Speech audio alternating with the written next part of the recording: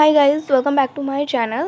আজকে আমি তোমাদেরকে যে রেসিপিটি করে দেখাবো এটা কিন্তু তোমরা সন্ধেবেলা স্ন্যাক্স হিসেবে বানিয়ে খেতে পারো, কারণ এটা যেরকম টেস্টি হয় সেরকম কিন্তু এটা খুব বেশি হেলদিও হয়। তো চলো কেমনভাবে বানাচ্ছি দেখে নেওয়া যাক। তো প্রথমেই একটা বোলের মধ্যে ময়দা নিয়ে নিতে হবে। আমি এখানে ময়দাটা 3 কাপ মতো নিয়েছি, এটা কিন্তু তোমরা তোমাদের পরিমাণ মতো দেবে।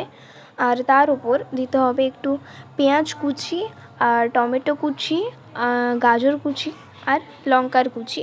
তোমাদেরকে যেইগুলো আমি উপকরণগুলো বলবো এগুলো কিন্তু তোমরা সবই তোমাদের পরিমাণ মতো দেবে।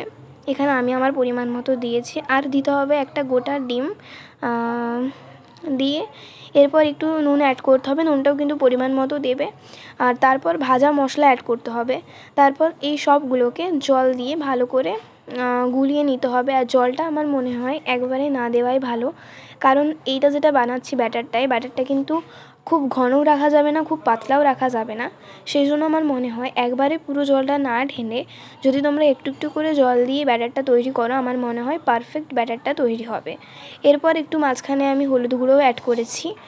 তারপর ঠিক ব্যাটারটা এরকম হওয়া চাই, বেশি পাতলাও নয় বেশি ঘনও নয়।